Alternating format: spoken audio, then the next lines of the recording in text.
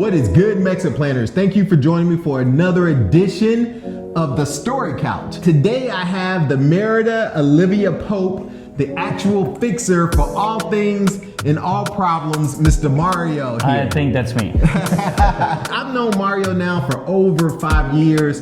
And yeah, exactly. Can you believe it's already been 5 years? And we first met at a dinner event. It was a Sunday dinner hosted by a mutual friend. I want to introduce you guys to Mario and also just tell you a little bit about how amazing this dude is. I really think highly of him, and just I've watched his business grow and all the things that he's done since we've been here over the last 5 years. And he's even helped me out of a pretty difficult jam on more than one occasion. So we'll talk about that as well. But Mario, first, man, you're born and raised here in Merida, right? Yeah, I was born here. I'm a local guy from Merida. I never left the country, never. I was gonna do it once, but I don't want to talk about that because... Where were you going? I was gonna go to South Africa. And, okay. But the visa, I didn't know the situation about the visa. Okay. So the visa, they didn't send it on time. And by the time they sent it, the flight was gone. Too late. So it was too late. Yeah. But, yeah, I've been here my whole life and, learning, growing in this community, in this business. When I met you, you were already running your business. You were already doing your business. But what did you do before your business? And who was your first client, I guess, is a good question. Well, that's a good question, actually. Yeah.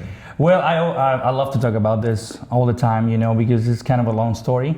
So after I left the school, I went to Playa del Carmen, Riviera Maya. Mm-hmm. I have family there. One of my uncles works there.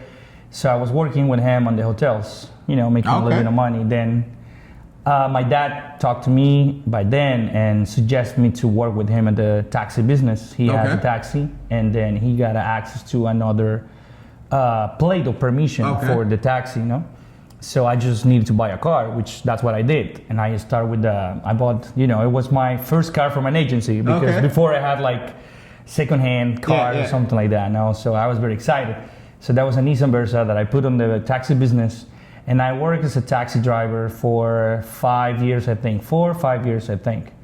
And that's how I start. That was like a jump from me, from the taxi business then to what I'm doing right now. Yeah, let me just back you up a second here because I just assumed you had some formal training in the service industry just based on your servant heart. You are the definition of a guy who is there to help at all times. You worked in the hospitality industry in Playa del Carmen, and then you came and you were doing your taxi. You started. How old were you when you got your taxi? I barely remember, but it was like I think I was 26. Okay. Then 26, something like that. Okay, so it's not. So you were doing that pretty recently. Or when I met you, you had just transitioned from. I was in the transition from because I was still being a taxi driver. Oh, you were still doing it. Well, okay. Yeah, I wasn't sure that I was going to, change my whole career. Yeah. How did that happen? How did you get introduced to the folks that you started working with? So again, it's a lovely story. So working in the taxi business, I was because my dad has been working for that since I remember. He had clients, local clients, like teachers and neighbors around the neighborhood, that we work for them, like taking them to the hospital and doing groceries. But then, in the taxi business, one day, one lady from Nashville, she was in an emergency. She jumped in my car. I was in the traffic. I was close to Las Americas Park. Okay. She was coming out from like a clinic, like a hospital when they do plastic surgery or Botox and all this stuff. So she was all red and she was in pain and she was speaking English. And she was like, I need a taxi, please tell me that you speak English. I need your help because I feel like my skin is burning. And I was like, wow. So she, I just opened the door for her and I took her to Clínica Merida. And then, I helped her to the process there. But then for some reason something happened, they couldn't take her at all, so I ended up taking her to SEMA, which is like for Posada Montejo. And that's where they helped me and helped her. You know, I was translating. I was like, okay, I just met this lady on the traffic. She jumped to my car, and she is literally in pain. And she was explaining, she almost fainted on the car. Oh, wow. So I stayed with her, you know, even if I didn't know that she was going to pay me or something. Whatever. I stayed with her like for 3-4 hours at the hospital.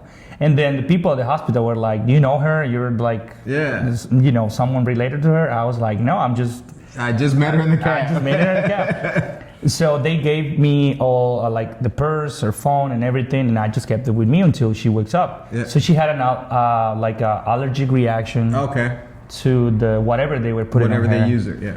But then she was fine. So I started to work for her after that. She was like, thank you so much. Your English is good. I didn't know that was going to happen. I was just in so much pain. Yeah. And I just needed a taxi. And thank God you speak English. Yeah. And I was, you know, I think I was there. At that time, Uber was just starting, so cabs were still the norm here in Merida. Yeah. The problem was the taxi, you know, they tried to have the control of everything. So when the Uber happened, they were like fighting against Uber, but today everything is fine. So it's not like Cancun where they're taking people out of the cars. That's crazy. That's still happening. Yeah, that's, you know, Cancun is a whole different animal when it comes to Uber, and you know they definitely fought it tooth and nail to make sure it doesn't happen. But it is there now. You can get an Uber in Cancun, but it might be some drama. So just be aware of that if you catch an Uber in certain areas of Cancun. Speaking of English, where did you learn English? Did you learn it in college? Did you learn it in school? I learned it in school. That's also a very good question. Yeah. And everybody sometimes just laughs at this, right? Because almost nobody believed me, but I learned English playing video games. Okay. And reading comic books and just, you know, watching movies without the subtitles. Just because it was like fun. Wow. After the Botox incident and you met, was that an introduction to this person, or how did you meet the second client that I mentioned? That's very interesting too. So after what happened with this lady, I started to work for her as a personal driver. She literally asked me my schedule, like, what do you do? How do you work in a taxi business? Because I want to hire you because I'm planning to, you know, move here and everything.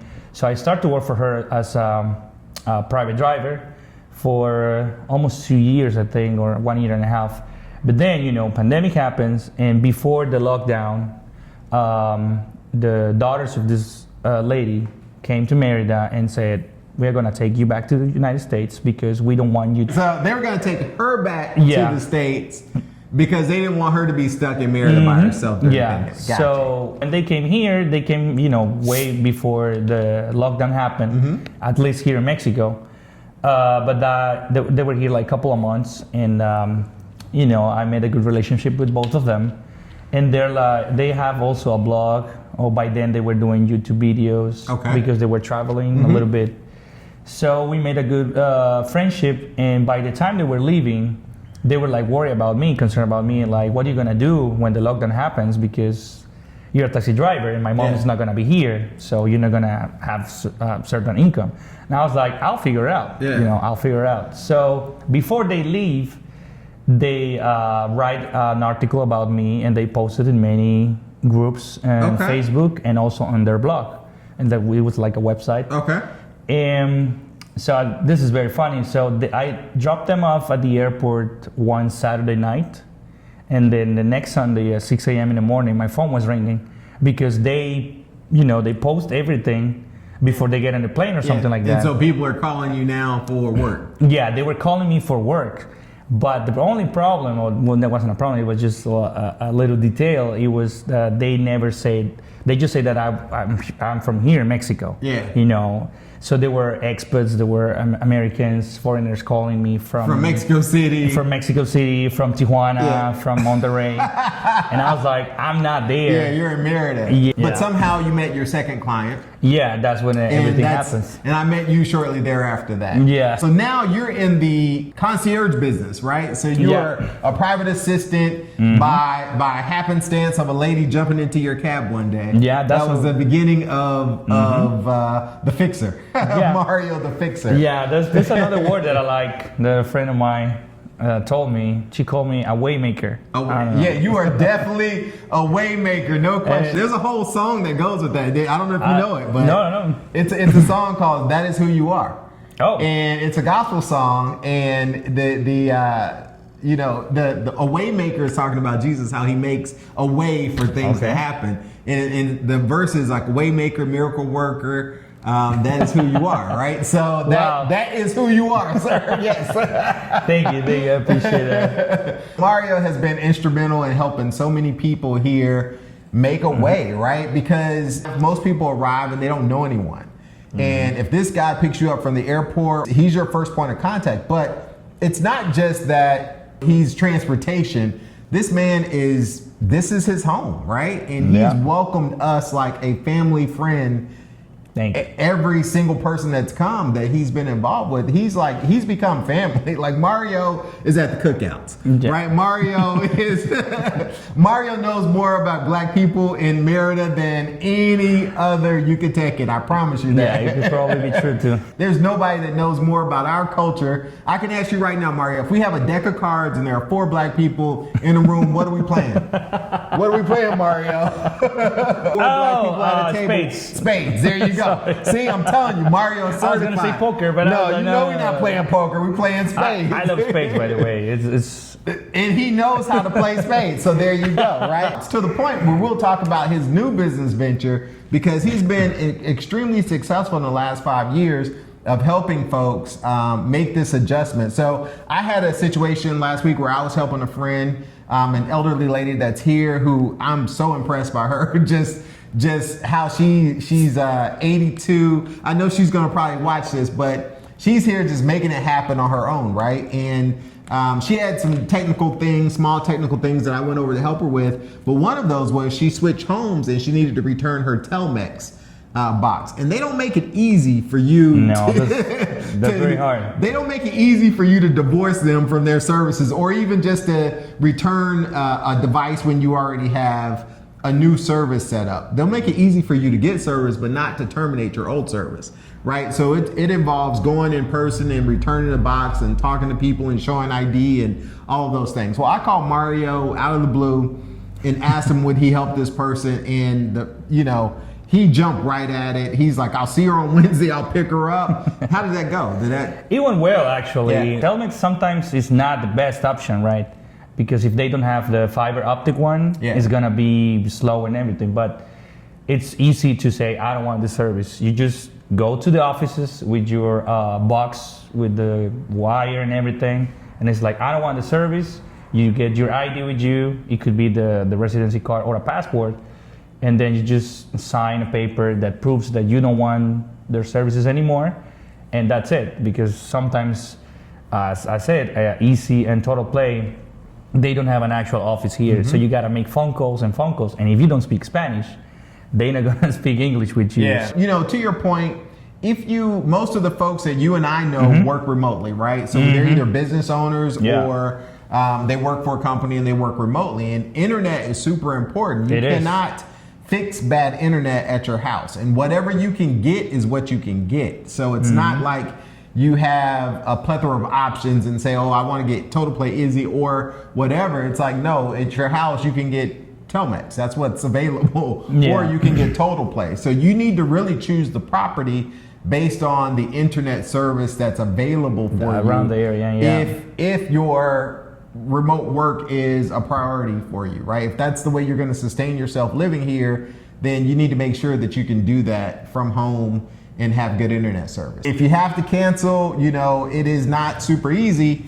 And, I think the biggest thing that Mario helps with is just bridging that gap of culture and language. The one time I had to hire Mario, right? So I fly back to England from Italy from seeing my daughter. My daughter was studying abroad. I fly over to Italy. It's a whirlwind trip, like 7 to 8 days.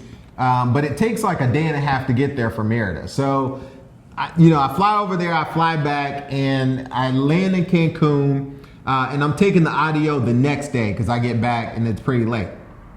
So as I'm checking into the little dive hotel right across from the audio station in Cancun, they ask for my passport. So I give them my passport, they put it on the copy machine, and they scan it. but she doesn't give it back to me. Now I'm jet lagged and I'm tired, so I don't even think anything of it until I get back to Merida and we're going on a trip to Puerto Vallarta. I'm like, where's my passport? So not a big deal because I'm traveling domestically, don't really need my passport because I'm a permanent resident. And so I go to Puerto Vallarta, don't know where my passport is. I come back, don't know where my passport is. I'm walking to Manifesto Coffee and it hits me. My passport's probably still at that hotel because that was the last time I pulled it out. So I call the hotel, I'm speaking in Spanish, and I'm like, hey, do y'all have a passport for me there? And the guy's like, yes, we do. Here enters Mario, right? Cut to the scene. Next phone call is Mario, like, Mario, I do not feel like getting on a bus and going back to Cancun. Can you help me? This guy sets up, I don't know who you set up, but whoever he arranged, whoever he fixed, met me. I think I sent them pictures of my face in my ID, and they took that with them to Cancun, went to the hotel, picked up the passport, and brought it back to me the same day. Yeah. That's 3.5 hours one way, right? And tolls.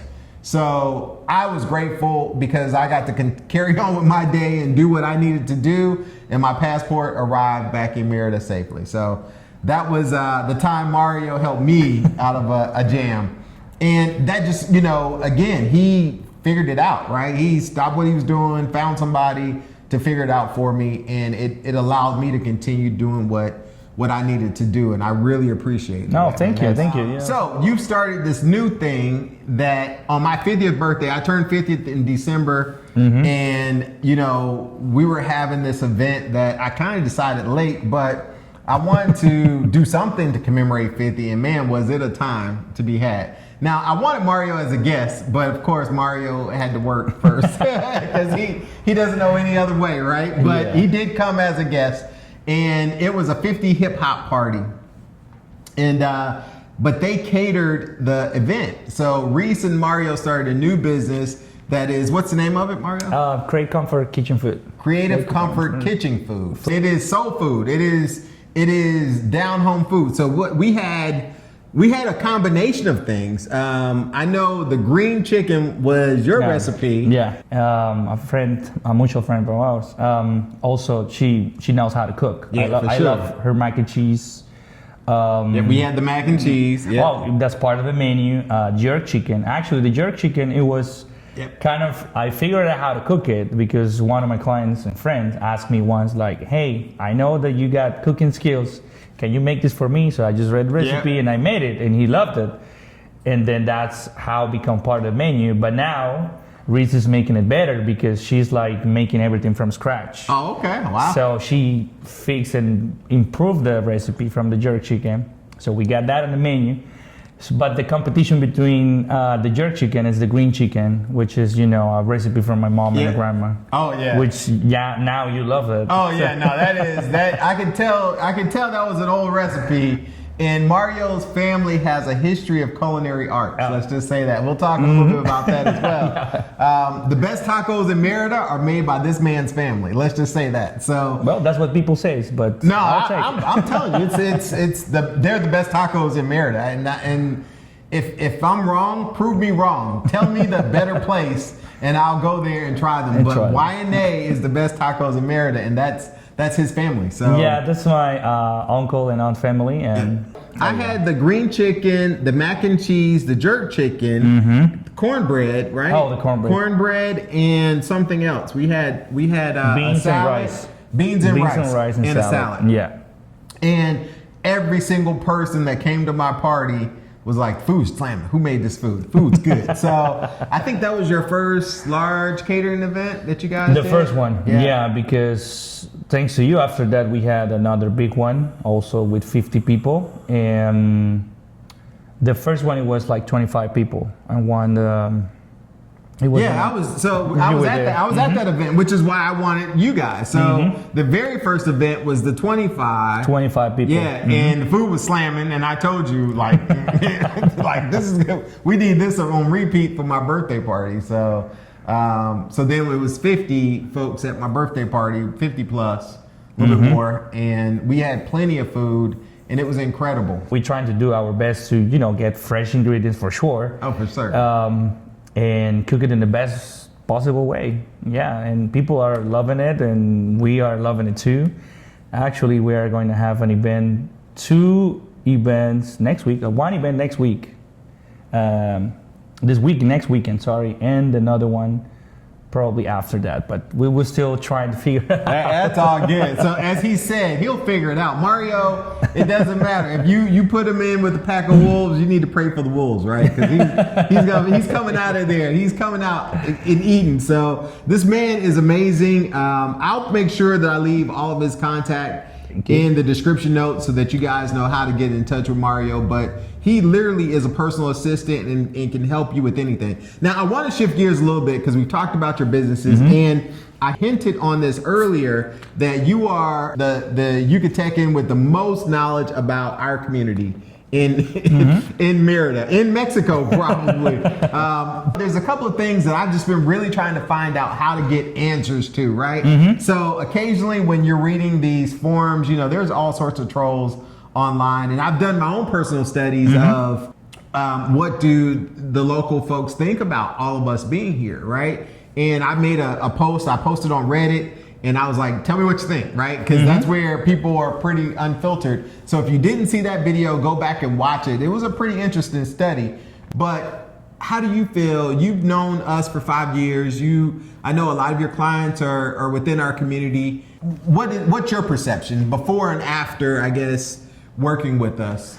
Well, that's a very good question too, which I don't know how to start, but I'm going to try to simplify it for you guys. So people here, it's not that when I say we, because I'm part from my people, the locals, right? We don't hate foreigners. What we are like in disagreement now, or people are getting really upset about now, it's about, gentrification, right? That's happening everywhere, not just here in Merida, not just here in Mexico.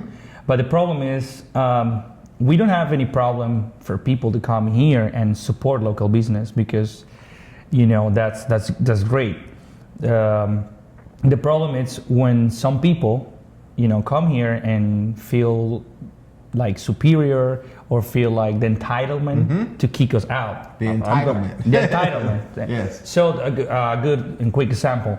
What's happening now on the beach area, right? Here in Mexico, most of Mexico, you go to a beach with your family. Let's say you don't have a big budget, right? A family of 5, right? 3 kids, you and your wife. You go to the beach, you take the bus, you get there, you take your little table, your picnic. You go to and you OXXO and get your beer and your sodas and snacks and you can botanas. spend all day at the beach with nobody telling you that you need to get out of there because it's yours, it's from everybody. But now what's happening, some Americans, some foreigners, not just Americans, come here, buy a property on a house, and then they feel like, okay, the sand belongs to my property, the water belongs to my property. They start to build fences around, and they don't like the people in the water, but that's like, it doesn't make sense for me, it doesn't make sense for the locals, right? And that's what they get upset. And then the authorities not doing what they supposed to do, like at least just, give them a fine for doing that because that's not allowed to do it. And that's how people get upset. Dan, I want to make sure everyone understands exactly what you're talking about. So all beaches in Mexico are public beaches. There are no private beaches in Mexico on either side. Even with resorts, those beaches, the beach itself is public beaches. The resorts can have access that you can't come into the resort, but the beaches are public beaches. Well, it's supposed to be. Yeah, it's supposed to be, exactly. But folks buy homes, right? You can't, they don't buy homes on the Sandestin side or the other side of the Gulf. They come over here and they buy beachfront property and they think that they own the beach, but that's not the case. It is open and it's public. No one owns the beach. Right? You don't own the water, you don't own the beachfront, you own your house and your lot stops wherever it does, but it doesn't include the public access of the beach. So I've seen a number of stories where Kens and Karens are cutting up at the beach where they're throwing eggs are so cheap here that they're throwing eggs at cars. Yeah. Unlike in the States, you wouldn't dare throw an egg at a car in the States right now because they're $12 an egg. But here, you know, they're throwing eggs at cars and they're doing all sorts of things that are just being entitled and not being nice people or people acting horribly. I'm not gonna say they're bad people, but folks acting horribly. And even with the political climate that's happening right now, folks are getting sick of that, right? Folks are being fed up and they're just like, no, you're gonna respect my house, right? And we are guests in this house. This is not, I'm a guest in this country. I'm planning to become a citizen so I can call it my house, but for right now, I'm a guest in this country. I'm a permanent resident, but I'm still a guest. I'm not. So those are the things, right? And also with the gentrification happening, everything raised the price. Let's talk about that though, because one of the things, you know, folks say, oh, you guys come and you raise the prices, right? But we don't set the prices. Yeah, like as an American, as a foreigner coming from another country, you got the right to say, okay, probably I got the money to buy something here, but also the housing market is going crazy. No, I've seen it since I've been here. But again, if I'm renting, I don't get to go to the landlord and say, this is what I'm going to pay you, right? That doesn't happen. I pay what they ask, or I don't live there. The market sets the price. We either pay the price or we don't, but someone's gonna stay there, whether it's me or someone else. My point is, you know, it's a chicken and an egg scenario. What came first? You know, it's the people came and then the price is raised. But if we were charged fairly, if I was charged the same price that you make or charged for everything, I'd be happy about that. I would pay that, right? But I'm not. The perception is that I have more spending power, and so the folks try to extract more money, right? So that's how it is. And that's one of the things I really appreciate you for, is because you've always treated us fairly. You've never taxed us for being uneducated about the way things are here. My dad, we call it a gun with two sides that, you know, you can hurt, but also you can hurt yourself. What I'm saying is, people here with like you come here and it's like, hey, I have a house for you. Give me, I don't know, 100,000 pesos for it, right? But then I see you pay me with no hesitation. And I was like, oh, this guy has money. So next year I'm gonna raise the rent for 200,000 pesos, right? So that's also the people. This is like, in Spanish we call it, I don't know how to say it in English, ambivalencia. The ambivalencia, it's when, the imbalance. Like you say, okay, I don't like this, but you are part of the problem. So it doesn't make sense that you complain, but also you are creating a problem. And you know, it's not, it's a problem from, you know, for people that don't have access to all this stuff like housing. Now it's crazy expensive. Oh, it is. I would agree. It's definitely gone up in 5 years since I've been here. And crazy. This problem is gonna still happening until there's no fix, there's no solution, right? There's just understanding, and that's one of the reasons I wanted to have you on today on the couch. Thank you. On the story couch, right? Was to just maybe help shed some perspective. Well, man, thank you so much for being on the couch and for sharing your perspective and just really letting people see, you know, I value your friendship and I really appreciate everything you've done just to make me feel welcome here. Thank you. In Merida. So thank you so much for that. No, thank you. Thank you for this. Thank you. Until next time, MexitPlans Monty. Bye-bye.